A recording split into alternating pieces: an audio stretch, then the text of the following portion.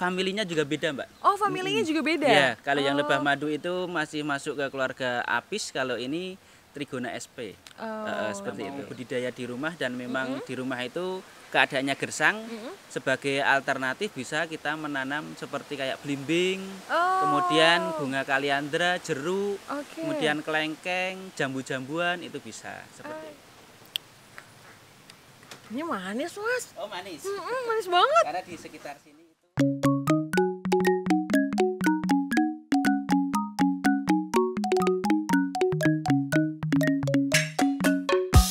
Assalamualaikum warahmatullahi wabarakatuh. Halo sahabat tani, sudah siap untuk meraup keuntungan semanis madu kelanceng? Wow, harus sahabat tani simak podcast pertanian kali ini karena Baby menghadirkan salah satu narasumber sosok inspiratif yaitu Mas Toto Madu Kelanceng. Halo Mas, Assalamualaikum. Halo Mbak Feby, waalaikumsalam. Bagaimana kabarnya Mas hari ini? Alhamdulillah sehat Mbak. Alhamdulillah sehat ya. Terus ini nih, madu semanis madu kelanceng. Sebenarnya madu kelanceng tuh rasanya gimana sih Mas?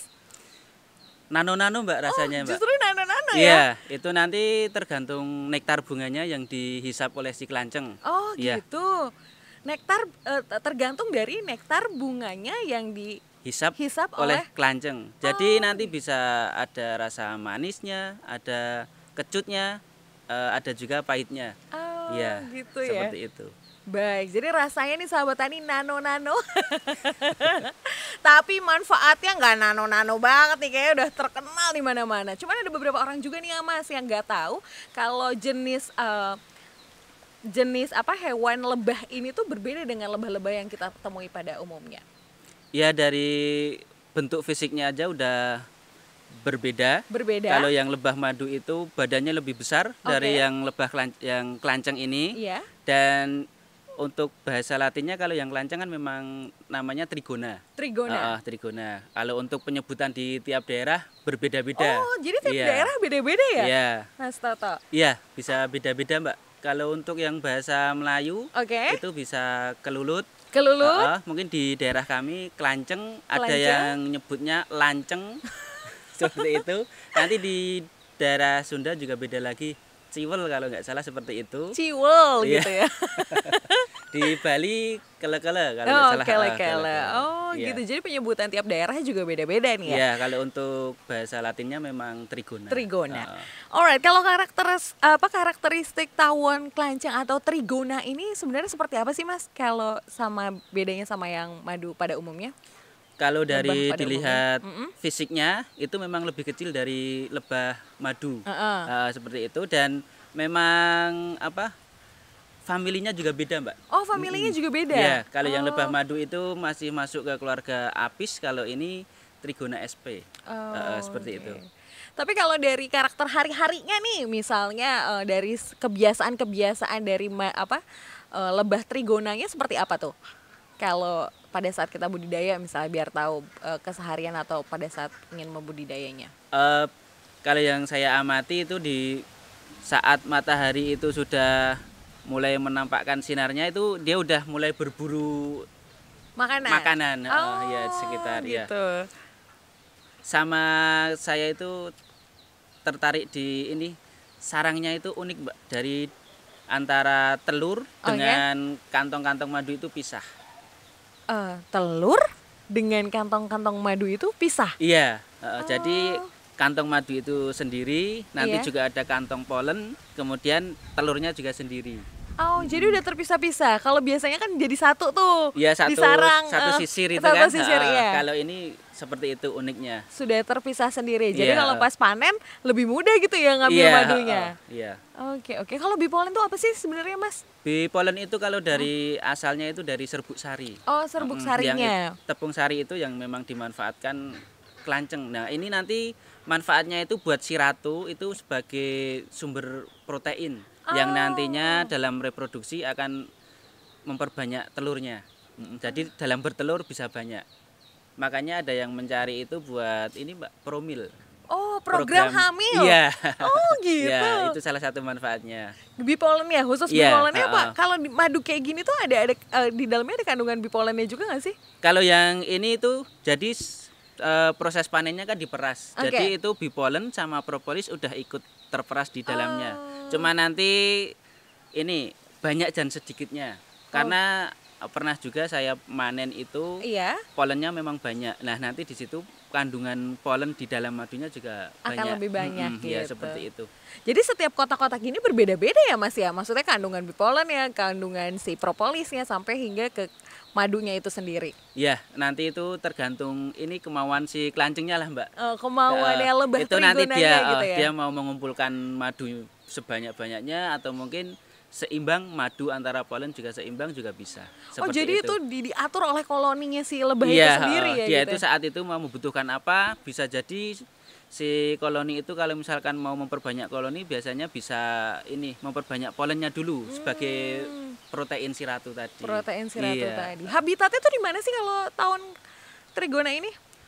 Habitat aslinya. Alaminya. Ini di Pulau Jawa mungkin ada. Kemudian di kayak Sulawesi juga ada, kemudian di Kalimantan juga ada. Itu nanti jenis-jenisnya juga berbagai macam. Jadi beda-beda juga, beda daerah, beda nama, beda juga. Jadi untuk jenis-jenisnya itu banyak. Banyak sekali ya. Kalau jenis yang Mas punya itu jenis apa? Kalau yang di rumah ini yang kami budidaya itu jenis Levisep. Levisep. Iya, Levisep. Jenis yang seperti apa itu, Mas? Ya, kalau wujudnya sih orang awam gini hampir sama sebenarnya. Hampir sama semua karena lebih kecil-kecil aja gitu ya. Jadi memandangnya ini tawonnya memang kecil seperti itu. Tapi kalau misalkan di klasifikasi itu ada perbedaannya ada sih seperti itu. Gitu deh sahabat tani kalau ngomongin soal madu trigona ya kan? Atau lebah trigona. Terus tadi juga Mas ngebahas tentang ratu nih. Ratu kan berarti berperan penting di dalam koloni kotak ini ya kan? Di sini nama kotaknya apa sih Mas? Kita nyebutnya biasanya apa kalau kotak stup? Kotak stup. Iya, stup penangkaran kelanceng. Stup penangkaran kelanceng. Itu ada nggak sih posisi ratu di mana, koloninya di mana, atau si penghasilan madu di mana gitu? Ada nggak sih kalau mereka bikin koloninya tuh bikin masing-masing atau seperti apa? Kalau untuk ratunya itu memang dari penangkaran kita pindah ke kotak penangkaran ini yang kita namakan stup. Nah itu ratunya kita biarin saja di dalam. Kalau yang memang ratunya sudah tua, maksudnya udah dewasa seperti itu dia tidak bisa terbang karena badannya lebih besar. Besar dan sayapnya mau mengepakkan sayap mengangkat badan itu badannya terlalu berat. Jadi dia cuman berkeliaran di sekitar sarang saja. Terus proses pemindahan nih dari misalnya kalau yang Feby tahu nih sahabat tani itu dari bambu ya? Iya. Biasanya ada bambu-bambu di hutan atau bambu-bambu yang sudah lama gitu kan, dipindahin ke stup itu prosesnya seperti apa sih? Susah nggak sih? Kalau yang sudah terbiasa dan memang itu tidak takut ya, itu tidak sampai 1 jam Mbak. Tidak sampai 1 jam? Jadi dari bambunya kita belah, kita amati di dalamnya, kita cek dulu ratunya ada apa tidak. Kalau memang itu ratunya ketemu, kita masukkan ke setup penangkaran. Kalau misalkan itu tidak ketemu, bisa kemungkinan dia bersembunyi di sela-sela telurnya. Nah itu kita harus hati-hati biar nanti ratunya tidak terpencet kemudian mati. Itu kita pelan-pelan kita pindahin ke setup penangkaran dan beserta telur dan koloninya. Seperti itu. Jadi kalau misalnya untuk ratunya juga harus hati-hati ya Mas untuk masukin ke stupnya. Kalau misalnya dia mati tuh berarti koloninya bubar apa gimana? Iya, kalau misalkan dalam satu koloni itu tidak ada ratunya nanti lama-kelamaan akan bubar. Karena tidak ada regenerasi Mbak. Yang mana itu kan ratunya kan tugasnya bertelur, nanti bisa untuk regenerasi kelanceng yang lain koloninya seperti itu. Oke, menarik nih. Karena baru tahu juga kalau madu trigona itu ternyata manfaatnya di dalamnya juga banyak. Terus cara pemindahan ratu juga harus hati-hati gitu karena ratu berperan penting di dalamnya gitu kan ya. Kalau nggak ada ratu nggak bisa regenerasi. Lalu ini Mas Toto, Feby juga penasaran, dia kan makannya nektar bunga nih. Ya kan berarti kita harus ibaratnya menyediakan pakannya, benar nggak sih? Menyediakan makanannya untuk si lebah atau tawon trigona ini? Jadi kita sebenarnya kita hanya memelihara ini aja, Memelihara tanaman-tanaman yang memang nanti itu sebagai penunjang kehidupan si kelanceng. Bunganya, Mbak. Bunganya. Jadi nektar bunganya nanti dimanfaatkan oleh si kelanceng. Tanaman apa itu, Mas? Kalau misalkan kita mau budidaya di rumah dan memang di rumah itu keadaannya gersang, sebagai alternatif bisa kita menanam seperti kayak belimbing, kemudian bunga kaliandra, jeruk, kemudian kelengkeng, jambu-jambuan, itu bisa seperti itu. Bisa. Tapi lebih bagus memang untuk vegetasinya bagusnya memang di hutan, Mbak. Jadi di sana tanamannya kan macam-macam, bunganya juga lebih variatif seperti itu. Oke. Jadi buat pembudidaya menanam tanaman, mempercantik rumah juga bermanfaat buat si tawon trigonanya juga ya maksudnya ya. Bisa juga wisata kelanceng sekaligus wisata kebun, Mbak. Petik buah sendiri di rumah. Benar seru. Terus ini kalau misalnya nih sahabat tani yang lagi nonton atau pengen budidaya apa? Tawon trigona ini, terus perlengkapan apa sih yang harus disiapkan selain stup ini gitu? Kalau untuk peralatan mungkin tempat seperti ini, Mbak, yang ada di samping kita. Ini kan biar ditempatkan, dikondisikan itu tempatnya teduh. Justru. Itu ya, teduh. Jadi sinar matahari tidak langsung kena kotak penangkarannya. Biar tidak panas kan, Mbak, suhu di dalamnya. Seperti itu. Betul, ya. Kita kondisikan teduh lah. Senyaman mungkin untuk biar si kelanceng itu nyaman. Karena nanti hasilnya juga kita yang memanfaatkan. Sih benar sahabat tani. Ini boleh dibuka nggak sih, Mas? Stup tuh dalamnya seperti apa? Kalau yang ini seperti ini, boleh? Boleh. Coba Feby penasaran nih untuk penangkaran. Ini adalah stupnya ya? Kalau yang ini kita buat semacam ada sekat di tengahnya. Ini kan maksud kita supaya ini, Mbak. Supaya gimana, Mas? Yang di depan itu telur, kemudian yang di belakang kantong-kantong madu dan polen. Tapi tidak menutup kemungkinan si kelanceng itu nanti tidak seperti harapan kita. Bisa jadi kantong-kantong madunya di depan, telurnya di belakang. Pernah juga kantong-kantong madunya di depan dan di belakang dan ditutupi telur. Jadi kita sulit untuk memanennya. Jadi kita nanti memanennya menunggu telur itu menetas. Menunggu telurnya menetas. Iya, seperti itu. Jadi uniknya kelanceng seperti itu. Jadi setiap stup tuh punya ini sendiri ya, masih keunikan sendiri. Iya, tergantung kelancengnya nanti. Tergantung nyamannya kelancengnya gitu ya. Berarti proses panen madu kelanceng ini sulit juga ya? Ya, itu nanti tergantung itu tadi. Kondisi madu dan telurnya. Kalau memang udah terpisah enak, Mbak. Udah terpisah udah enak ya manennya. Tapi kalau masih jadi satu itu kan juga tantangan juga buat pembudidaya ya sahabat tani. Nanti kalau misalkan pas dia dikelilingi sama telur, kita panen kan takutnya nanti embrio yang di dalam telur juga ikut terperas kan. Jadi istilahnya bukan murni dari madunya aja. Nanti embrionya ikut malah nanti gimana gitu dah. Belum pernah saya merasakan seperti itu. Iya sih benar juga ya. Jadi kita menghentikan proses si madunya lagi berkembang biak ibaratnya gitu ya. Kita harus sabar menunggu, Mbak. Nanti juga akan memetik hasilnya. Iya, amin. Untuk proses nih, sahabat tadi penasaran ya untuk madu segini banyak butuh waktu berapa lama nih Mas Toto? Kita panen madu kelancengnya. Ya, itu kan sekitar kurang lebih 250 mili. Saya di rumah pernah itu dalam satu kotak, satu stup, itu kurang lebih juga 250 mili. Satu stup? Iya, tapi ini tetap kuncinya tetap di vegetasinya, Mbak. Sumber pangannya. Sumber pangannya. Kalau sumber pangannya mencukupi, bisa mencapai seperti itu. Iya, seperti itu. Kalau madu kelanceng juga Feby yang dengar adalah dia hewan yang selalu pulang ke rumah tahu kemana pulang ke rumah ya nggak sih? Tipe yang dia hafal rumah dia di situ, betul nggak sih? Iya, memang seperti itu. Jadi dia nanti juga akan menandai sekeliling sarangnya dengan seperti propolis yang itu memang dari getah-getah tumbuhan yang dimanfaatkan seperti itu. Dan itu kan memang istilahnya apa ya kalau orang Jawa itu ngandang. Jadi tahu pulang ya sahabat. Iya, tahu pulang ya. Tapi aktivitasnya itu di malam apa di siang? Di siang, Mbak. Di siang, pasti di siang. Kalau malam pasti pulang? Iya, kalau pas matahari terbenam dia udah masuk ke sarang semua. Nanti pagi dia udah berkeliaran lagi seperti itu. Pasti gitu aktivitasnya ya. Oke, nih pasti juga sahabat tani penasaran untuk manfaat dari madu kelanceng itu seperti apa? Manfaatnya apa sih Mas? Salah satu manfaatnya yang pasti madu ini bisa menstabilkan imun tubuh. Ada juga yang memang mencari untuk ini Mbak, obat diabetes. Ada juga yang untuk kolesterol. Seperti kayaknya teman saya ada. Harus nanti saya bawakan. Terus bisa juga membantu mencerdaskan otak anak.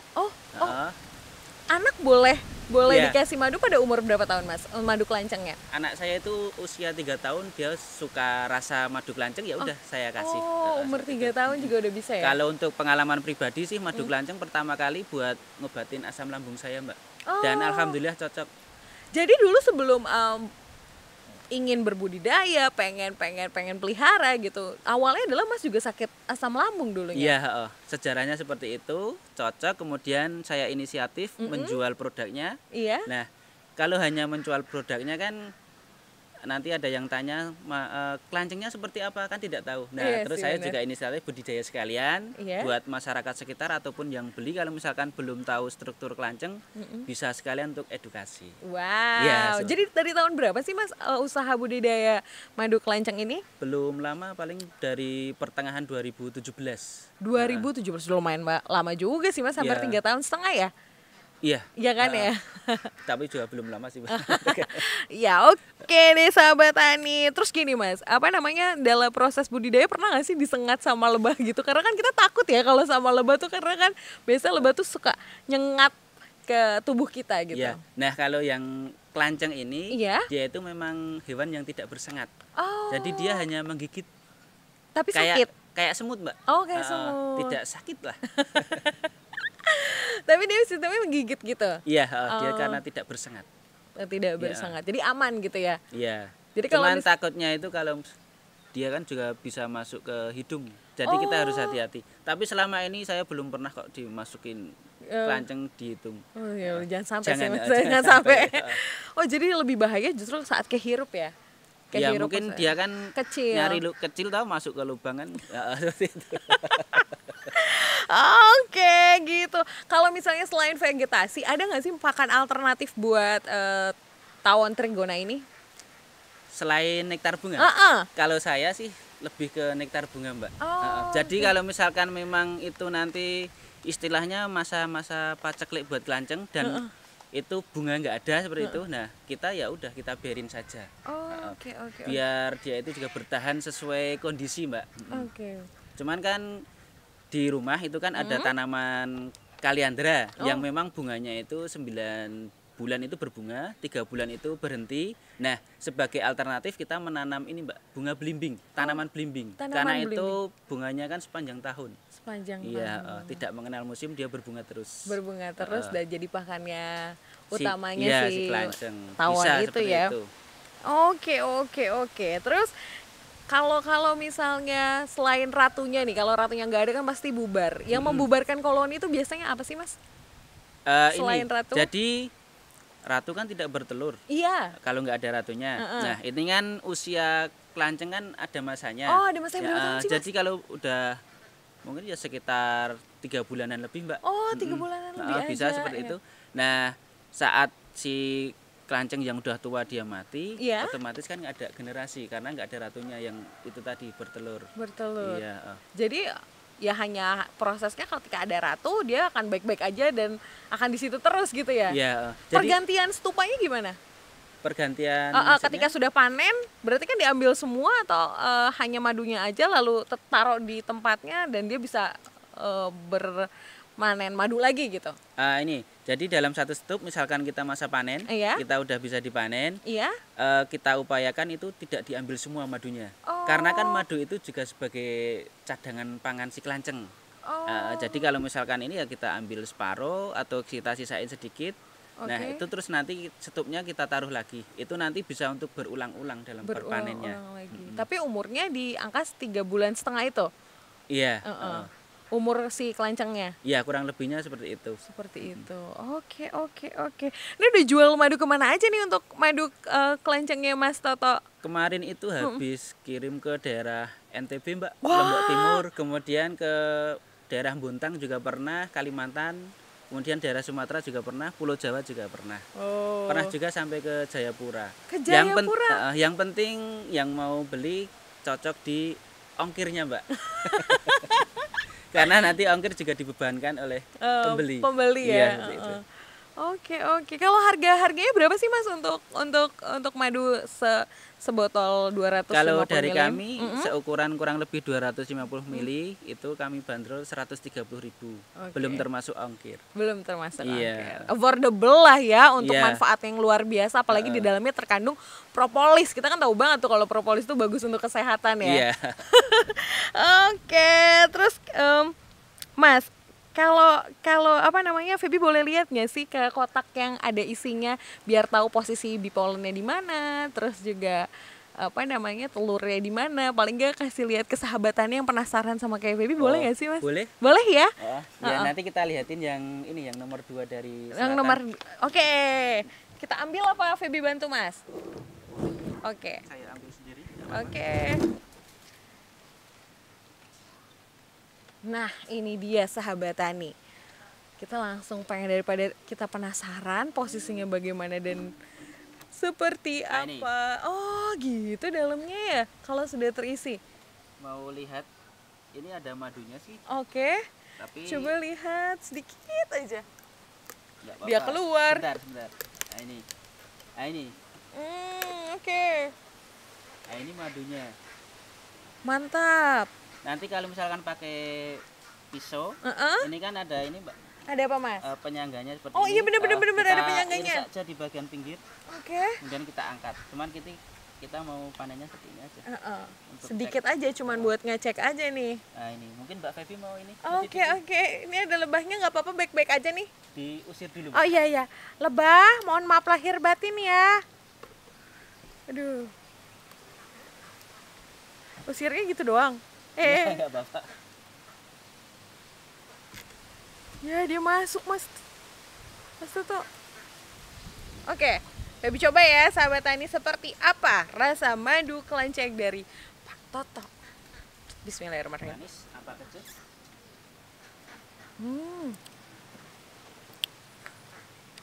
Ini manis Mas. Oh, manis. Manis banget. Karena di sekitar sini itu bunganya kaliandra. Hmm. Ada asamnya nggak, Mbak? Enggak ada. Oh, enggak ada. Biasanya manis.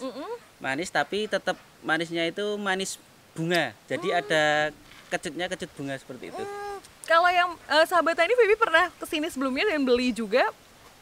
Ini rasanya manis, full manis sih. Oh iya. Nggak ada asamnya, nggak Iya. ada pahitnya, ini beneran manis. Cuman memang itu nanti juga tergantung nektar bunga. Kalau yang di ini kan saya juga ada join sama kawan. Dan itu memang peletakannya di pinggiran hutan.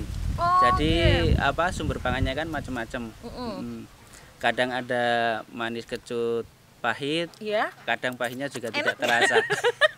Sampai dirasain. Oh gitu. Jadi memang beda-beda ya, tergantung dari konsumsi si lebahnya Iya, sendiri tetap gitu. pengaruhnya di nektar bunga.